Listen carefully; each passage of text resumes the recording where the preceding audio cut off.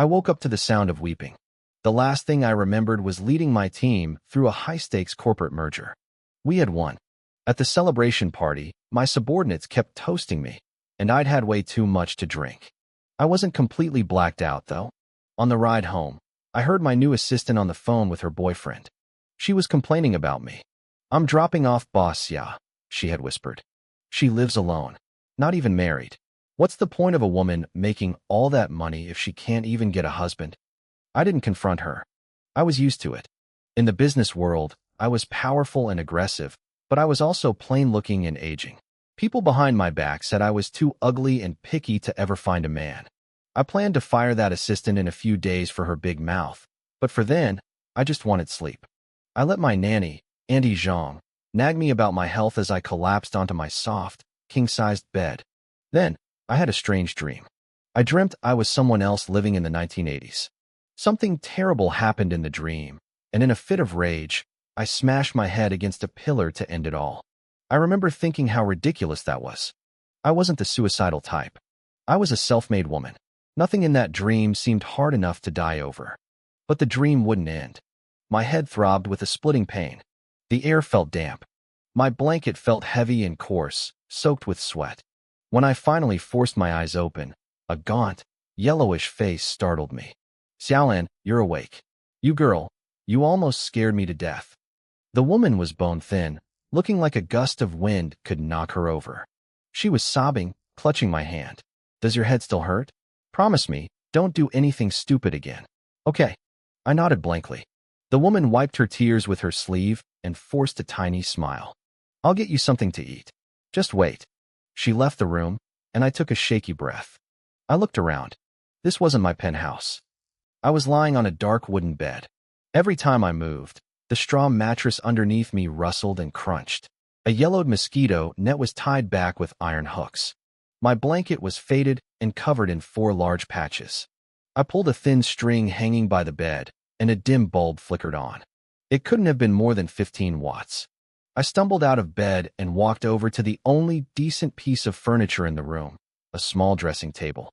I looked in the mirror and gasped. A small, heart-shaped face stared back. Big, watery eyes. A straight, elegant nose.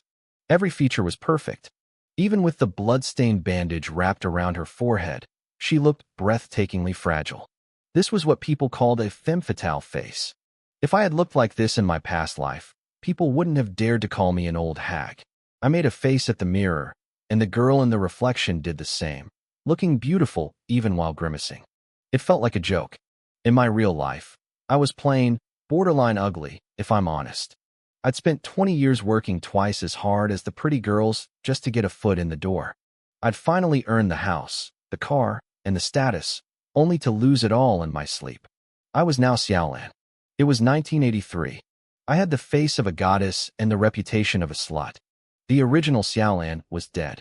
She couldn't handle the shame, so she ended it. Now, I was inhabiting her body, and her messy memories were flooding into my brain. The door creaked open. The thin woman, Lu Fun, came back and carrying a chipped enamel mug. "Xiaolan, I steamed an egg for you. Eat it while it's hot." She acted timid, almost subservient. She was my mother. I opened my mouth, but the word mom wouldn't come out. In the original Xiaolan's memories, she had been terrible to this woman. I wasn't sure if I should keep acting like a brat or pretend the head injury had changed my personality. Before I could decide, the door was kicked open. A group of people stormed in, led by a sharp-featured old woman with fire in her eyes. It was my grandmother, old Mrs. Xia, flanked by her other daughters-in-law and grandchildren. She snatched the mug out of Lu Fun's hand and shoved her to the floor. "You gave birth to a little whore who disgraced the whole Xia family, and you're stealing eggs to feed her," she screamed. "She's just faking that injury to scare me. If you want to die, then go die. If the pillar didn't work, go jump in the river." The malice in her voice was shocking. She didn't sound like a grandmother. She sounded like an enemy. Lu Fun crawled to the old woman's feet, grabbing her pant leg. "Mother, she just woke up. Please, give her a chance to live." My chest tightened. I couldn't bring myself to call her mom yet, but seeing her beg on her knees for me sparked a fire in my gut. The original Xiaolan was a beautiful but empty-headed vase. In the 1980s, Her looks weren't a blessing. They were a curse. The villagers called her loose. The rumors were vicious. They said she tried to steal her cousin Xia Ziyu's fiancé. They said she stripped naked in broad daylight to seduce the man. They even said she was caught rolling around in a haystack with a local thug. None of it was true, but in this village, a lie told 1,000 times became the truth.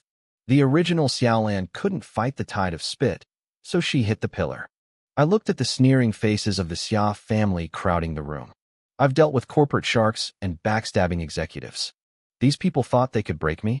They had no idea who was really behind these beautiful eyes now. I wasn't going to carry this cross for them. Not a chance. They wanted to drive me to my grave. The woman kneeling on the floor was my mother, Lu Fun. She was the only person in the Xia family who truly loved the original owner of this body. I couldn't stand to watch it anymore. "Mom, stand up first," I said, reaching down to pull her up. Lu Fun was afraid of hurting my head wound, so she didn't resist. Calling her mom felt strange, but it wasn't as hard as I expected.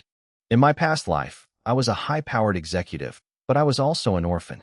I had always envied two things about the original Xiaolan: her breathtaking beauty and her mother's unconditional love. Now, I was a mix of a corporate shark and a girl who had committed suicide over a few rumors.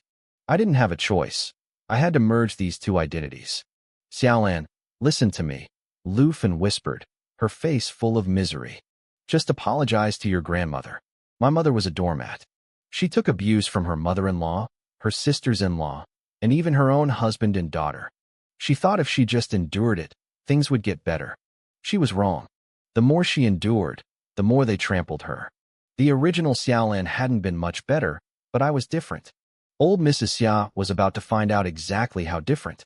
Xia started screaming again. "I don't have a granddaughter who's a loose woman. You shameless little bitch. You even tried to steal Ziyu's fiancé." My temples throbbed. It had been years since I'd dealt with such low-level bullies, but I hadn't lost my edge.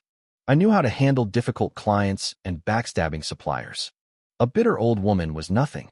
"Grandma," I shouted at the top of my lungs. The room went silent. She stared at me, stunned. "You might not want me as a granddaughter, but I still have to call you Grandma," I said, my voice cold. "I care about the Xia family's reputation. Every time you scream those insults, you're just giving the villagers a show. My reputation is already gone, but what about the other girls in this house? Who will marry them if their sister is known as a whore? Does having a loose relative make them look good?" I didn't understand her logic. Even if she hated me, she was hurting her own interests. Old Mrs. Xia choked on her words. She hadn't expected me to fight back with logic. My third aunt's face turned pale. She had 3 daughters. The eldest, Xia Ziyu, was 20 and had just gotten into college and found a great fiancé. But her second daughter, Hongxia, was 17 and about to look for a husband. "You have the nerve to say that," third aunt hissed. "You're ruining Hongxia's future. Why didn't you just die?" My cousin, Xia Hongxia, glared at me from behind her mother's back. Lu Fun's face turned red with anger. She tried to defend me, but she was too weak to find the words. I gently pulled her behind me. "Don't worry, Mom," I said. "I'm not going to fight them. I'm a reasonable person." Old Mrs. Xia looked like she wanted to strangle me. I scanned the room and smiled. It was a cold, sharp smile that didn't belong on a teenage girl's face. "I hit that pillar, but the king of hell didn't want me," I said. "So I've decided to live. And I'm going to live well. If anyone makes my life miserable, I'll make sure they're miserable first. Since none of you want me here, I'll move out." "Move out?" Lu Fun gasped. Where would an unmarried girl go? I was becoming a nightmare for them, and I knew it. Third aunt was already eyeing my room. If I left, Hongxia could finally have a space of her own. "Where are you going to go?" Third aunt asked, her voice sharp. "Don't tell me you're going to hide at your grandmother's house and come back in a few days. If you leave for good." "There's an old shack by the riverbank," I said. "It's at the other end of the village. I'll live there. That way, I won't be an eyesore for the rest of you." Old Mrs. Xia hesitated. The shack was falling apart. It was full of bugs in the summer, freezing in the winter, and sat right next to the stinking cow sheet. She wanted me gone, but she also wanted to keep me under her thumb. She could sense I had changed. I was no longer a mindless girl. I had a plan. "I'm not letting you have a house for free," Grandma snapped. "Fine," I shrugged. Then I won't move. I'll stay here and eat your food. My reputation is already ruined, so I'll just stay an old maid forever. My cousin Ziyu is a prestigious college student now. I'm sure she won't let her own sister starve to death once she's successful. My eldest aunt, Ziyu's mother, looked terrified at the thought of me leeching off her daughter. She quickly pulled old Mrs. Xia out of the room to talk. Third aunt followed them, desperate to seal the deal. The younger cousin stayed behind, staring at me with pure hatred. Lu Fen was sobbing quietly. "Stop crying, Mom," I sighed. "I can't survive in this house. If I stay, they'll eat me alive." I wasn't going to spend my new life being a victim. A few minutes later, the women returned. "Fine," old Mrs. Xia spat. "You can have the old shack. Whether you live or die there has nothing to do with the Xia family anymore." "I need some supplies to get started," I countered. She had no choice but to give in to my demands. She threw a small bag of sweet potatoes at me and told me to get out. I handed the bag to my mother. "Mom, help me carry this," I said. "Xiaolan, how can we leave?" Lu Fen cried. "What will your father say when he gets back?" She didn't realize that staying was worse than leaving. She was terrified of the future, but I wasn't. "You're coming with me," I told her firmly. "I don't know how to cook. I'll starve if you stay here." I knew her weakness was her love for me. I wasn't going to leave her behind to be their servant. The Xia men were all away working on the river dikes, so there was no one to stop us. Lu Fen, confused and trembling, followed me out of the room. Before I crossed the threshold, I turned back and grabbed the enamel cup filled with steamed eggs. The family's youngest grandson started wailing the moment he saw his snack disappear, and the house erupted into a chorus of curses and cries. I didn't care. I stepped outside and took a deep breath.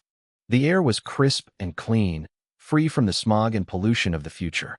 Only someone who had lived 30 years ahead could truly appreciate how precious this fresh air was.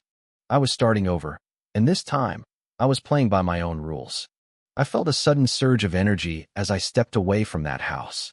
The Xia family had caused such a scene in broad daylight that half the village was leaning over their fences, ears pressed tight to catch the drama. When my mother and I walked past, they didn't even try to hide. They pointed and whispered, their eyes full of judgment. They ignored my mother, Lu Fen, focusing all their venom on me. "Look at her," one woman hissed. "Getting kicked out. Serves her right." "Exactly. She couldn't even leave her own brother-in-law alone," another added, spitting on the ground. "Rolling around in a haystack stark naked with that village thug. The Xia family has lost all face because of her." The comparisons started immediately. My cousin, Xia Ziyu, had just been accepted into a top university. We shared the same last name, yet the villagers looked at me like I was dirt. They predicted my father, Xia Dajuan, would beat me to death the moment he got back from the river dikes. They mocked the way I walked, claiming I was swaying my hips to get attention. I wanted to turn around and slap every one of those gossiping hags. I wasn't swaying my hips. I was staggering because I was starving and lightheaded. Their petty insults were ruining the fresh air I'd been enjoying. I looked around at the scenery. Rural life is only beautiful when you have money and a full stomach. In 1983, the Chinese countryside was a grim reality of mud huts and crumbling brick. The walls were plastered with slogans from a decade ago, fading under the sun. This was a remote corner of the country where the winds of reform hadn't reached yet.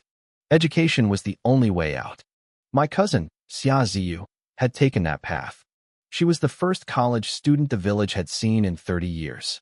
To the Xia family, she was a golden phoenix.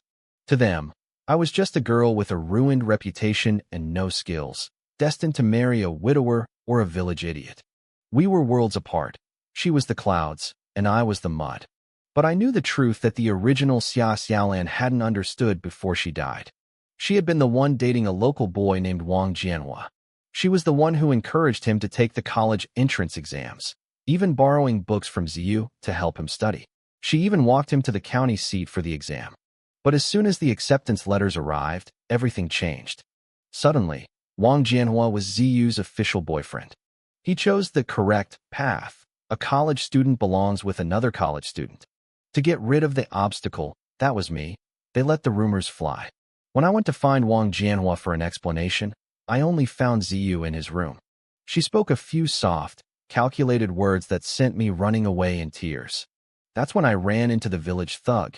He tore my sleeve, and of course, Wang Jianhua and Ziyu appeared at that exact moment. He looked at me with such disappointment, refusing to hear my side as he took Ziyu's hand. It was a setup, but I was here now. I would find out the truth and get justice for the girl who lived in this body before me. The old shack by the riverbank finally came into view. The fence was leaning over, the door had no lock, and the roof was full of holes. My mother stood there, clutching the bag of sweet potatoes, looking lost. Xiaolan, listen to me. Let's go back and apologize, she pleaded. I clutched my head. Mom, my wound hurts again. I was getting better at playing the victim. It worked instantly. Her fear turned into worry as she rushed to check my bandages. We went inside the messy shack. The bed was nothing but a wooden frame. Eat the eggs, Xiaolan, she said, handing me the cup. I didn't want to eat alone. I ate half and pushed the rest toward her. I'm full. You eat the rest, or it'll spoil by tomorrow. My mother looked at the cup, her eyes welling up. This had never happened before. It seemed that after hitting my head, I had finally learned how to care for her. Your father will be back in 2 days, she whispered, her shoulders tensing up at the mere mention of him. Xia Dajuan was a man of action, not words. He was the family's muscle, the one they sent to fight over irrigation rights or land. He was strong, but he was a fool who cared more about the extended family than his own wife and daughter. Because my mother hadn't given him a son, he treated her like a punching bag and me like a money-losing commodity. He didn't care about my looks. In this era, my sharp, fox-like beauty was seen as a curse, something that would only bring trouble to a household. They preferred Ziyu's round face and thick eyebrows. She looked stable and proper. Ziyu was the star. The whole family had scraped together 500 yuan for her to take to Beijing. They worked like oxen to support her, while I wasn't even taken to the hospital after I cracked my skull. I sighed. My virtuous cousin was going to be a problem. These villagers didn't know that college was free back then. The state even gave students a monthly allowance. Taking 500 yuan to school in 1983 made her a wealthy socialite, while my mother was so thin she didn't have an ounce of fat on her. When Dad gets back, we'll see what he chooses, I said firmly. His niece or his daughter. I wanted to give him one chance. But my mother just looked at me with fear. Don't fight with him, Xiaolan, she whispered. Your father, he loves you in his own way. I looked at the holes in the roof and the empty cup of eggs. If this was love, I didn't want any part of it. Your cousin is a college student, my mother, Lu Fun, said softly. Her voice trailed off, losing its confidence. I just smiled. In the countryside, it was common for parents to love their sons more than their daughters. But a father who loved his niece more than his own child? Even my mother hadn't seen that before. The truth was simple. Xia Dajuan hated me. He blamed me for my mother's health failing after I was born, which meant she couldn't give him a son. He took his disappointment out on us every single day. Silence fell between us in that broken-down shack. I looked at the crumbling walls and knew I had to move. I'm going to go gather some firewood, I said. I needed to scout Day Village. I needed a way to make money. Without cash in my pocket, even the best plan was just a dream. Day Village was poor, but in 1983, most of the country was. It was a time of limitation where backbreaking labor barely put food on the table. I walked toward the river as the sun began to set. A few women were washing clothes by the water. Day Village literally meant Big River Village, and the water was the only real resource we had. Technically, the fish belonged to the collective. You could catch one to eat, but selling them was forbidden. I didn't care about the rules. My mother and I were down to 20 pounds of sweet potatoes. We were starving. I didn't have the luxury of a moral compass. Unfortunately, I didn't have a net or the skills to catch fish with my bare hands. I looked at the riverbanks covered in thick reeds. If it were May, I could have gathered leaves to sell for zongzi wrappers, but the Dragon Boat Festival had long passed. Nobody needed reed leaves now. I thought about weaving mats or baskets to sell. Many villagers did that during the off-season, but the prices were low and the competition was high. People in the city didn't want handmade crafts. They wanted meat, eggs, and milk. I stared at the water, lost in thought. I used to be a high-level corporate executive. Was I really going to starve to death in 1983? If I wanted to leave the Xiao family, I had to be able to support my mother and myself. I needed seed money before the sweet potatoes ran out. The countryside was a dead end. I had to get to the city. That was where the money moved. The women by the river started pointing and whispering at me. I ignored the gossips and kept picking up dry branches. I didn't have the energy to argue. I walked further downstream, toward the reed beds near the cattle shed. The area smelled terrible, so most villagers avoided it. Suddenly, 2 wild ducks burst out of the reeds, flapping their wings and quacking loudly. They seemed to be trying to lead me away. I didn't fall for it. I knew a distraction when I saw one. I searched the thicket carefully and found a hidden nest. Inside, a cluster of greenish duck eggs lay nestled in soft grass. I, a woman who used to sign $100 million contracts, stood there grinning like an idiot at a pile of eggs. I held them up to the light one by one. They were all fresh. 12 eggs in total. The old saying was right. Live off the mountain if you're near one. Live off the water if you're near it. These reeds were going to be my salvation. I resisted the urge to keep searching and headed back to the shack with my haul hidden under the firewood. Mom, let's roast some sweet potatoes, I called out. 20 pounds of potatoes wouldn't last 2 people very long. The new harvest wasn't ready yet. My mother was worried. She knew Xia Dajuan would eventually come to drag her back, but she didn't know if the family would ever let me return. She was planning to go to her brother's house tomorrow. My uncle was a poor doctor, but he wouldn't let us starve. When I walked in with my eyes shining, my mother's face softened. She just wanted me to be happy. Okay, I'll roast them for you, she said. I moved the firewood aside to reveal the duck eggs. Her eyes widened. They were almost as big as chicken eggs. You should eat these to build your strength, she whispered. You're so thin the wind could blow you away. I'll boil one for you. We didn't have a pot, but we had an old tin mug that would work. I stepped in and stopped her. We can't eat these, Mom. These eggs are our ticket out of here. The villagers are too busy with the crops to check the reeds. I want to find more and sell them in the city. We're going back to the reeds tonight. Maybe we can even catch a duck. My mother hesitated. She had never done anything like this. In the Xia house, the grandmother and the eldest sister-in-law handled all the selling. The county town was a 2-hour walk away. But she couldn't win an argument against me. She was used to following orders. We each ate a sweet potato. My mother spent the evening weaving 2 small baskets out of dried reeds.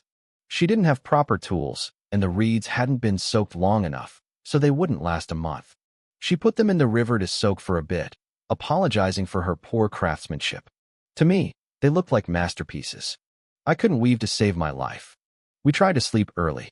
There was no lock on the door, so we propped a piece of wood against it. We didn't have a bed, just clean reeds spread on the floor. It was August, so the drafty walls weren't a problem yet. I woke up to a rustling sound. My mother was already up, pulling the baskets from the river. Sleep a little longer, she whispered. I'll go first. The reeds are sharp and they'll scratch your skin. I shook my head. We go together. It's faster and safer. We didn't have a flashlight. We had to rely on the moonlight. We crept toward the remote parts of the reed marsh, moving as quietly as possible. Wild ducks took flight as we approached. Most of the nests we found were empty. When we finally found a nest with eggs, the dog at the cattle shed started barking. Old Man Wong, the lonely guard, was instantly alert. Who's there? He shouted, his flashlight beam cutting through the dark. My mother stepped in front of me, her face flushed with shame. Uncle, it's me, she called out. I'm just picking a few eggs for my girl. Old Man Wong looked at us, covered in grass and dirt. Everyone in the village knew I had been kicked out of the house. He didn't like me much.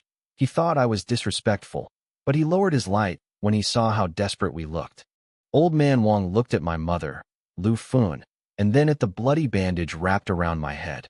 He sighed, his expression softening. He reached out and handed his flashlight to my mother. Return it to me tomorrow, he muttered. My mother's eyes turned red with gratitude. I realized then that not everyone in Day Village was a jerk. Thank you, Grandpa Wong, I said sincerely. The old man looked at me, a bit surprised by my politeness. He didn't say another word, just whistled for his dog and headed back to the cattle shed. He wasn't going to interfere with us anymore. With the flashlight, the wild ducks in the marsh didn't stand a chance. We spent hours trekking through the reeds, eventually gathering about 80 wild duck eggs. We packed them carefully into the 2 reed baskets my mother had woven. She looked a bit dazed by our haul. In one nest, we even found a brood of newly hatched ducklings. Their downy feathers were already thick. My mother was thrilled and wanted to take them home to raise, but I shook my head.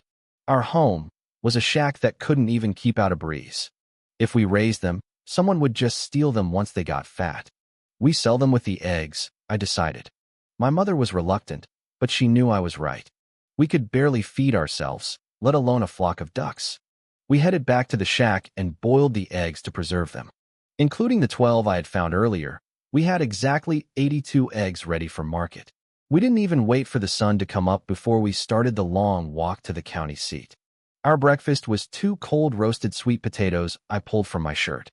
The first time I ate a roasted sweet potato, it felt like a rustic novelty. By the second meal, the charm had worn off. My stomach wasn't happy, but I pushed through. I had survived tough times in my past life, and I could survive this. To live a better life, I first had to survive this era. That belief kept my legs moving. By the time we reached Anshin County, the sky was turning pale. Unlike our poor village, the county had a solid economic base. There was a large meat processing plant and an agricultural machinery factory that employed thousands of workers. My mother suggested selling near the meat plant, thinking people there loved food. I disagreed. Let's go to the machinery factory, I said. I knew the vibe of industrial plants better. When we arrived, the shift was changing. Workers were streaming in and out on bicycles. I saw a few other people standing by the road with baskets, my competition. One man had a couple of chickens, another had a pile of fresh sweet potatoes. Luckily, no one else was selling eggs. I found a spot and set down my baskets. Almost immediately, a middle-aged woman carrying a vegetable bag approached us. "Are those chicken eggs?" she asked. I didn't play games. "They're wild duck eggs, ma'am. All fresh. If you like them, I'll sell them to you cheaper than chicken eggs." In 1983, a chicken egg went for about 0.12 yuan at the state store, and you needed a ration coupon. Private sellers charged about 1.5 yuan for a dozen without coupons. I had done my homework and made sure to be extra polite, calling everyone Annie or Uncle. A sweet tongue goes a long way. The woman lingered, clearly interested. I went in for the kill. "If you buy fewer than 10, they're 13 cents each," I told her. "But if you buy more than 10, I'll drop it to 12 cents. And if you take 20, 11 cents each." The tiered pricing confused her for a second, but the math of a good deal is universal. She had originally wanted only a few, but she ended up counting out 21 eggs. I charged her $2.30, even rounding down the extra penny to seal the deal. I handed the money to my mother. She just stared at the coins, stunned. The other vendors nearby were watching me, too. They probably didn't expect a young girl who looked this delicate to be such a sharp negotiator. "Lon, how did you know how to sell like that?" my mother whispered, clutching the money. "Does a person really need to learn how to survive?" I asked. A few vendors nearby looked miserable. If this didn't require learning, they must have spent their whole lives learning nothing at all. A few minutes later, the first woman returned, leading 3 of her friends toward us. My mother turned pale, thinking there was a problem with the eggs. "That's her. She's still here," the woman shouted. Her friends swarmed me. "Are the eggs still the same price?" "Of course," I smiled. "The more you buy, the cheaper they get." They started haggling, complaining that duck eggs weren't as tasty as chicken eggs or that some were too small. I just kept smiling. In sales, the person who complains the most is usually the one most likely to buy. I let them talk, and sure enough, they ended up buying every single egg we had left. We sold 84 eggs in total to those 4 women. I had calculated it perfectly, 21 eggs each. I even waived the spare change for all of them. They walked away feeling like they had robbed me blind, while I walked away with a heavy pocket. The only problem was the ducklings. City people lived in cramped quarters and didn't have spare grain or a pond to raise them.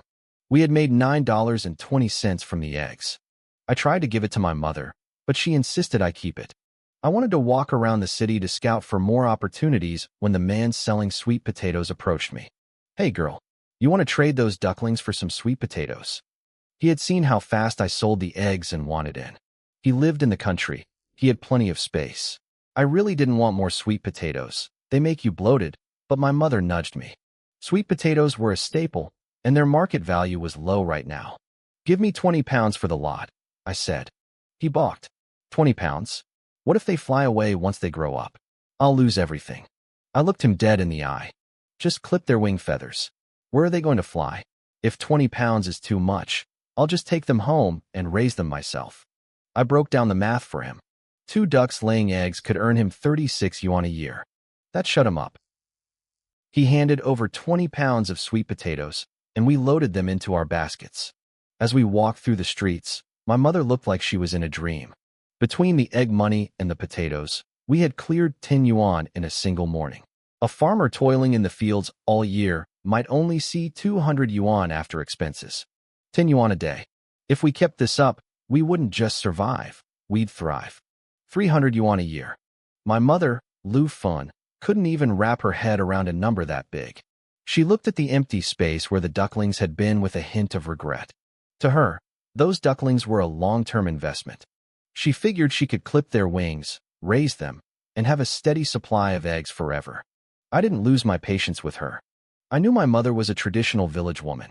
She'd spent her whole life in a place where information was blocked and ideas were stagnant. She was honest, hardworking, and far too submissive.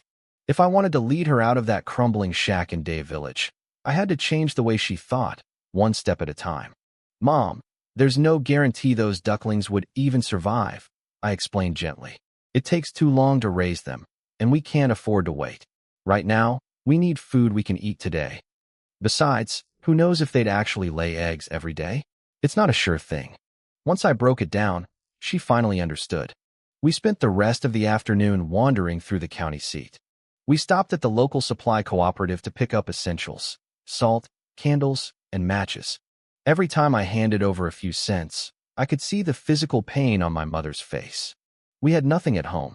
When we left the Xia family house, they hadn't even let us take a single quilt. Seeing the reality of our empty house made my mother find a bit of courage. When we get back, I'm going into the house to get your clothes, she whispered. It's summer, so it's not cold, but you can't go without a change of clothes or a bath. You'll start to smell.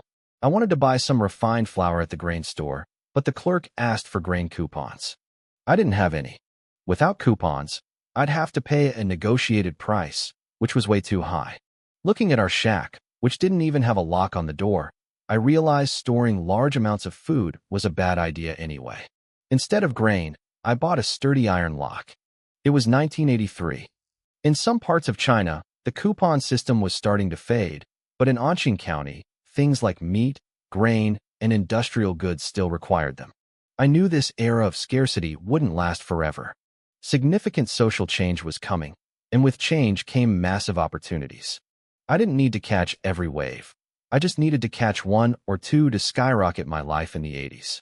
Lon, should we go back? My mother asked. She looked uncomfortable. She wasn't used to the crowds, and the city made her feel out of place. The city people didn't necessarily dress better, but their clothes were clean and crisp. Ours were covered in patches. We looked like exactly what we were, poor peasants from the countryside. I used to be someone who cared deeply about appearances. I actually had a few outfits without patches, but after I hit my head, my cousin Hongxia had sneaked into my room and stolen them. My mother had been too busy begging the grandmother for hospital money to notice. My stomach growled. We had a 2-hour walk ahead of us, and the thought of doing it on an empty stomach felt like a death sentence. Let's eat some noodles before we go, I said. I found a roadside stall that didn't require coupons.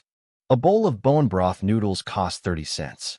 The broth was a rich, milky white, and the noodles were pale and delicate.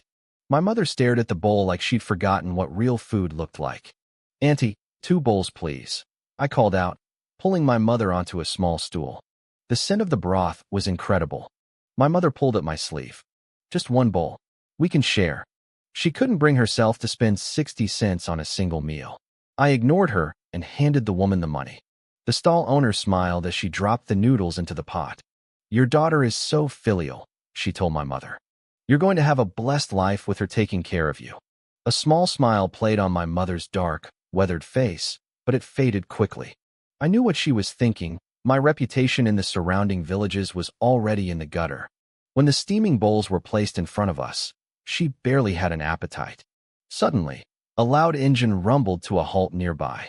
A large truck pulled up, and a young man in military-style shoes hopped out of the passenger's side, carrying 2 metal lunchboxes. He followed his nose toward the soup, but the moment he looked up, his eyes locked onto me. He froze. His Adam's throat bobbed as he swallowed hard. Maybe it was the noodles, or maybe it was me. I could see the look in his eyes. I looked improper to him. My skin was too white, my eyes too bright, and my chin too sharp for a simple village girl. Even though I was wearing a plain blue shirt, the way it fit my curves made it look provocative in his eyes. With the white bandage wrapped around my forehead and the faint trace of blood soaking through, I probably looked like a damsel in distress. I felt the weight of his stare as I took small bites of my noodles. All day, I'd noticed people staring, but I'd assumed it was because of our rags. Now I realized they were looking at me. The stall owner tapped her spoon loudly against a bowl to snap the young man out of his daze. "You want noodles or not?" He turned red, handing over his lunch boxes.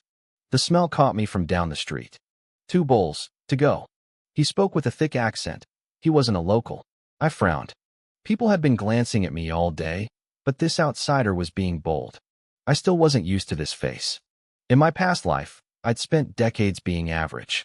I kept forgetting just how beautiful I was now. Beautiful meant dangerous. I decided that after the noodles, I wasn't just buying a lock. I was buying a pair of sharp scissors for protection. The young man took his noodles and walked back to the truck, looking back at me 3 times before he reached the door. My mother noticed too, and she started eating faster, gulping down every drop of the broth. Inside the truck, a driver with a sharp, handsome face and a buzz cut looked at his companion. "Look at you, losing your mind over a girl." "Brother Chung, I've never seen anyone that pretty," the younger one stammered. "If you saw her, you wouldn't be able to walk away either. Even in the capital, you won't find a face like that. She's got that look, the kind that hooks a man's soul." The driver, Chung, gripped the steering wheel. "I told you I'd take you on one trip. Learn what you can. If you can't handle it, stay here and chase girls for all I care." His voice was cold and a bit edgy. He clearly wasn't in the mood for talk. They finished their noodles and pulled the truck back onto the road. A few streets later, they passed us as we were walking. "Brother Chung, look. It's her," the younger one shouted. Chung glanced out the window. All he saw was a back view, a girl in a baggy, patched blue shirt that couldn't hide the curves of her waist. Her neck was incredibly white against the rough fabric. "What's the big deal?" Chung muttered, turning his eyes back to the road. "A woman is just 2 eyes and a mouth. Boring." But as the truck sped away, his companion just sighed, looking back until we were nothing but a speck in the distance. The truck driver, Chung, didn't give me another thought. His mind was on the road and the 2-day trek to Hoosier. Long-distance driving in 1983 was dangerous. You didn't worry about pretty girls, you worried about exhaustion and highway robbers. But that leering young man had given me a wake-up call. I needed to be careful. I took my mother back to the market and bought a large pair of heavy-duty scissors. We didn't have a stove or a pot, and I couldn't afford them yet, so I bought a pair of enamel mugs instead. They were versatile, good for boiling water, cooking small meals, and drinking. I added 2 pairs of chopsticks to the bundle. By the time I was done, my 9.2 yuan had shrunk to 6. I couldn't spend another cent. Wild duck eggs weren't a permanent gold mine. We'd already stripped the nests near Day Village bare. To find more, we'd have to trek to other villages, and even then, it was backbreaking work for a small payoff. I had a bigger plan. I wanted to start a business reselling eggs, but I needed at least 20 yuan in capital to stop crawling through reed marshes. The math was simple. Day Village was a 2-hour walk from the county seat, and there were villages even further out. For a farmer to walk 6 hours round trip just to sell 10 eggs for a profit of maybe 30 cents? Most wouldn't bother. But harvest season was coming. Every able-bodied person, even the kids, would be in the fields. If they didn't sell their eggs, the summer heat would rot them in a week. That was my window. If I could buy eggs at 12 cents and sell them at 15, making 2 or 3 cents a glass, I could earn 2 or 3 yuan a day. Even with rainy days factored in, I could make 70 yuan a month. In 1983, that was a fortune. I remembered an old client from my past life telling me that a prestigious job at a county guest house paid only 36 yuan a month back then. High school teachers made even less. Only the heavy laborers in oil or coal made over 100. If I pulled this off, my family would treat me like a goddess instead of a burden. But without capital or connections, the first step was going to be the hardest. We walked the 2 hours back to Day Village, our arms heavy with supplies. I felt much safer once I snapped the new iron lock onto the door of our shack. After dropping our things, we went to the cowshed to return old Wong's flashlight. My forehead was starting to itch, so my mother insisted we stop by the village clinic. I didn't argue. I was sweating in the heat and terrified of an infection. Luckily, the doctor was professional and kind, unlike the village gossips. He cleaned the wound and told me it was healing well and likely wouldn't scar. I finally let out a breath I'd been holding. As we stepped out of the clinic, my mother suddenly grabbed my sleeve, her face pale. "Is that?" Near the entrance of the village, right outside the Xia family house, a short, sturdy man was screaming at my grandmother. "You black-hearted monsters. You've killed my sister and my niece. If you don't hand them over, I'll tear this house down brick by brick." It was my uncle, Lu Yong. In my memories, he was the only man who had ever truly cared for me, more than my own father, Xia Dajuan. Seeing him standing there, ready to fight the entire Xia clan for us, a wave of genuine emotion crashed over me. "Uncle, I'm here," I shouted. Lu Yong's neck was thick with bulging veins as he prepared to storm the house. He froze at the sound of my voice and spun around. When he saw me, he dropped his grip on my grandmother's collar and rushed over. "Lon, where have you been? Where's your mother?" He was a bricklayer who spent his off-seasons building houses.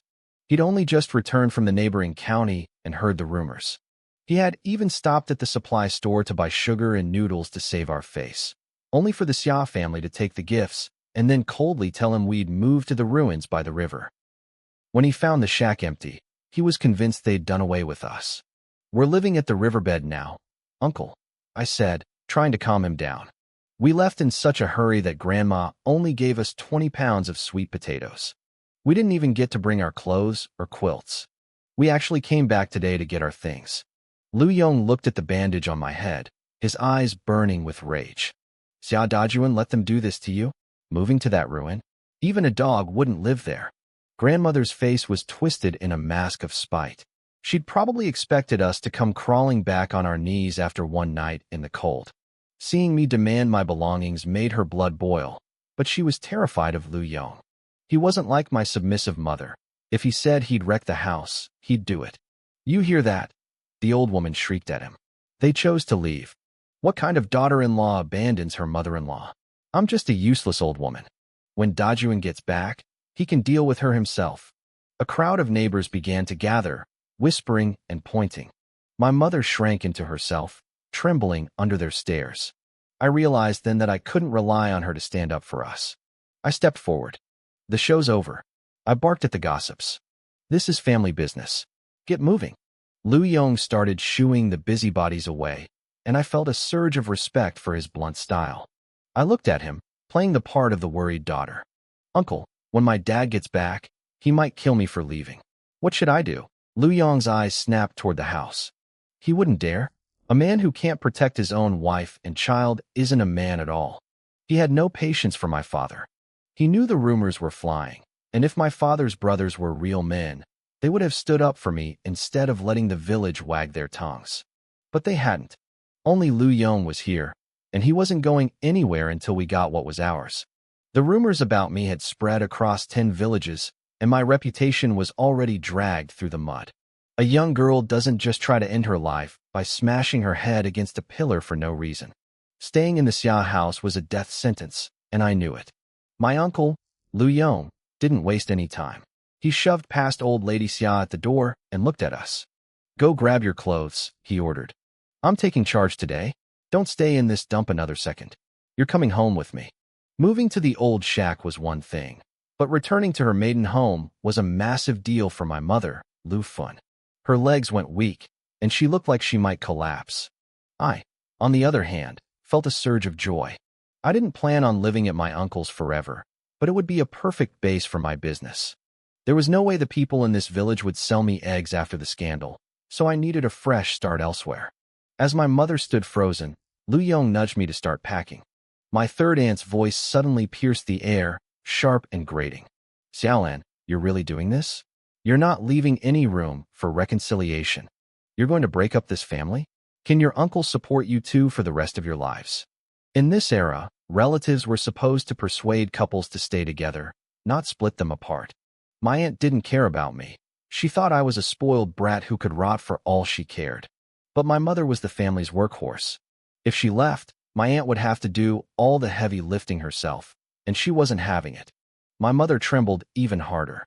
She knew my uncle was serious this time. Her mind was a mess. One moment she feared her family was falling apart.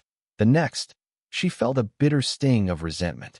Her own brother had come to stand up for her daughter, yet her husband, Xia Dajuan, was still nowhere to be found. She had been submissive for so long that even though she was angry, she didn't dare speak up. I let out a cold laugh.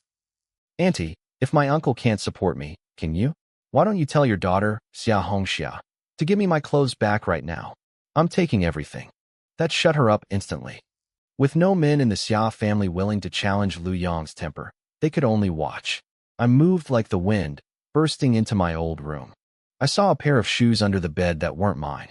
It hadn't even been 24 hours, and Xia Hongxia had already moved in. I grabbed the wooden chest at the foot of the bed. It held everything I owned. It was locked tight, with the key hanging around my neck. I struggled to haul the heavy chest out.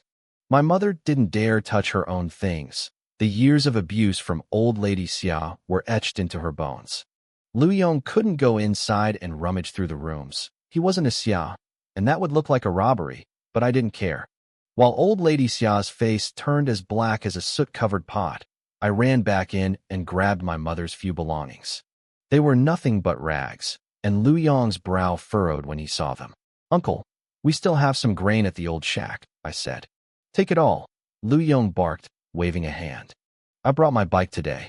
He pointed to a brand-new 28-inch heavy-duty bicycle leaning against the wall.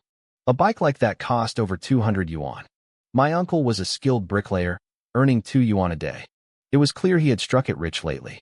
No wonder the Xia family was being relatively polite. That shiny new bike had intimidated them. They bullied my mother because she had no one to back her up. Lu Yong had tried to help in the past, but he had been dirt poor back then. Now, he had the money and the muscle to back his words. Old lady Xia stayed silent. She figured Xia Dajuan would be back in a few days. Once he returned, she was sure my mother would come crawling back for forgiveness. As for me, the loose woman who disgraced the family, she didn't care if I vanished. She even thought that if my mother stayed away, she could find Dajuan a new wife, one who could actually give him a son. The Xia family wasn't rich, but with a golden phoenix, like my cousin Xia Ziyu in the family, she wasn't worried about finding a suitor. Once you leave these doors, don't think about coming back, the old woman hissed as we walked away. Only after Lu Yong was out of sight did the rest of the family creep out. Mom, you're really letting them go? My third aunt asked, still worried about the chores. Old lady Xia smugly explained her plan to replace my mother. My third aunt, Wang Jingui, immediately started sucking up, agreeing that a more capable wife was needed. My eldest aunt, Zhang Chui, stayed quiet. She was the smartest of the three. Her daughter, Ziyu, had made it into a university in Beijing, and she wasn't about to let family drama mess that up. I wonder if Ziyu reached the city yet, Zhang Chui said, skillfully changing the subject. She hasn't even sent a telegram. Telegrams are expensive, old lady Xia grumbled, her wrinkles deepening. The girl is probably trying to save money. Wang Jingui rolled her eyes. Ziyu had taken almost all the family's savings with her. She definitely had enough for a telegram. But old lady Xia couldn't stand the thought of her favorite granddaughter suffering. She decided right then that when her 3 sons got paid for their work on the river dam, the money would be sent straight to Ziyu. It was a cruel contrast. I had nearly died and couldn't even afford a hospital visit, while every cent the Xia family made was funneled to my cousin. If I had heard them, I probably would have picked a fight right then and there. But I had someone who cared for me now. When we reached the dilapidated shack to grab our grain, Lu Yong looked around in horror. How can humans live here? Xiaolan, you should have come to me last night. The Xia family is heartless. He was fuming. He knew I used to be delicate and couldn't handle hardship, so seeing me in this ruin broke his heart. Pack the rest. We're going home. My mother hesitated. What about when Dajuan gets back? Lu Yong groaned in frustration. If you want to defend that man, fine. He's your husband. But he's also Xiaolan's father. Has he done a single fatherly thing? Even I heard what happened to her. Is he deaf? I shook my head at my uncle, signaling him to stop. My mother had been brainwashed by years of tradition. The fact that she had moved out at all was already a huge step. Uncle, I said as I packed, I want to start a small business. What do you think? I laid out my plan for trading eggs. I felt like my uncle was a rare, sensible man, not like the ignorant, superstitious people in the village. He listened quietly, then pulled out a pack of Dakium and cigarettes. He lit one and smoked half of it before speaking. Xiaolan, he said seriously, it's good that you want to earn money. It shows you've grown up. But to be honest, this business? It's not a good idea. I didn't interrupt. In my past life, I had reached a high-level management position because I was a hard worker, but also because I never assumed I was the smartest person in the room. The 1980s might have been backward, but there were plenty of sharp minds around. If I treated everyone like a fool, I'd eventually trip and fall. Tell me, I said calmly. I'm listening. Seeing that I wasn't getting defensive, my uncle cracked a wide smile. Don't get mad if I'm wrong, my uncle said, exhaling a cloud of smoke. I'm just giving you a suggestion. This egg business? It's small profit and high stress. It invites trouble. Why not find something cleaner? He explained the logistics. Carrying a basket of eggs was fine for a peasant, but moving 100 at a time was a nightmare. They were fragile. They spoiled quickly. If I didn't sell them fast enough, I'd lose everything. But there was a bigger problem he didn't want to say out loud. He looked at my face. I was too pretty. In this era, a beautiful girl from a poor family was like a piece of jade left out in the street. In the old society, girls like me were hidden away in rich manors with guards. Out here, I was a target. I knew he was right. I'd already realized my looks were a liability. I didn't have a mansion or guards, so I'd bought a pair of sharp scissors to keep in my pocket. I don't have much capital, I said with a bitter smile. I have to start with eggs to keep my mom and me fed. I brought her out of that house to save her, not to let her starve. I used to be selfish, uncle. I'm sorry I let you all down. Lu Yong's eyes turned red. My mother, Lu Fun, couldn't hold it in anymore. She started sobbing, clutching my hand. Who says you're a burden? It doesn't matter how I live, as long as you're okay. The three of us stood there, close to tears. I took the chance to let them see the change in me. I wanted them to know the old Xiaolan was gone. I was starting over. Seeing my resolve, my uncle stopped arguing. You'll need at least 50 yuan to start. How much do you have? I felt a rare flash of embarrassment. 6 yuan. He didn't laugh. He knew how hard things were. He reached into his pocket and pulled out a stack of bills. 5 big solidarity notes. 50 yuan. My mother gasped. Brother, where did you get this much money? Our family was supposed to be dirt poor. My uncle used to be a bit of a drifter, but for the last 2 years, he'd been working as a bricklayer. He'd worked his way up to a master craftsman. The pay was inconsistent, but he'd clearly been saving. Take it, he told me. Thank you, uncle. This is a loan. I'll pay you back. I didn't play coy. I was broke, and I needed this seed money to catch the busy farming season. If I refused, my mother would be the one suffering. I promised myself I'd pay him back double. We tied our meager belongings to the back of his bicycle, just some sweet potatoes, old clothes, and the few supplies I'd bought. We hadn't even reached the village entrance when a neighbor called out, grinning with malice. Your dad is back. He's going to kill you too. The people in Daya village were vultures. They watched us like they were waiting for a show. The gates to the Xia house swung open. A massive, broad-shouldered man stepped out. He was nearly 6 feet tall, his arms thick with corded muscle. This was my father, Xia Dajuan. I realized then that my height was definitely genetic.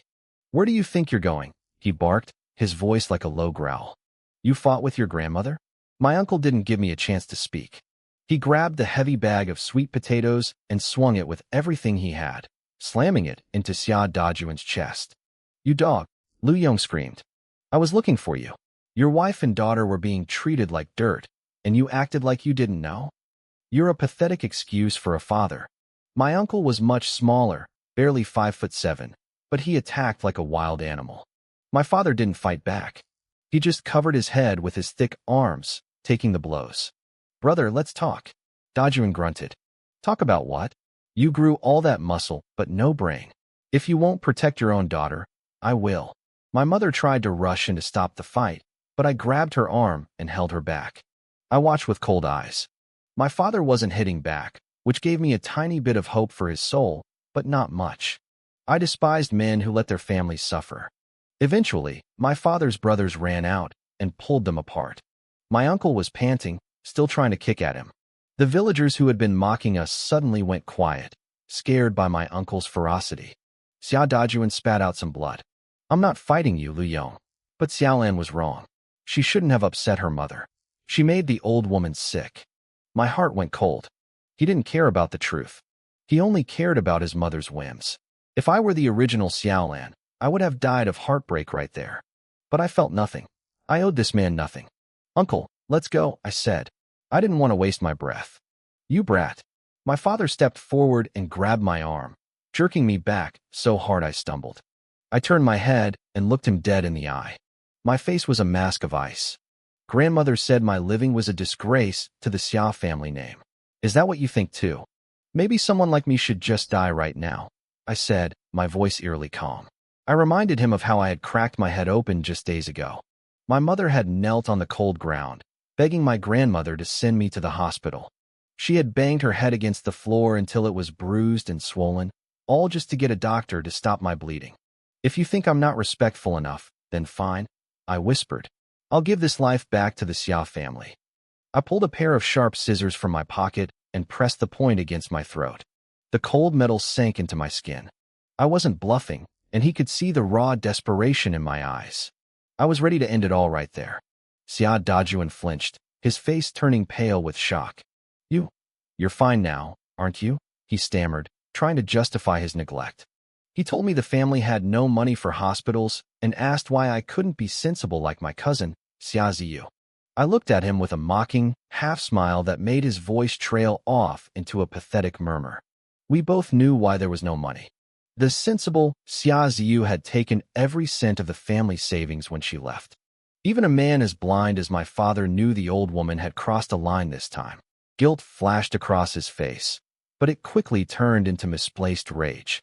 She's your grandmother, he roared, his voice shaking the small room. If she scolds you, you sit there and take it. If you hadn't done those shameful things, she wouldn't have a reason to open her mouth. I didn't actually want to die.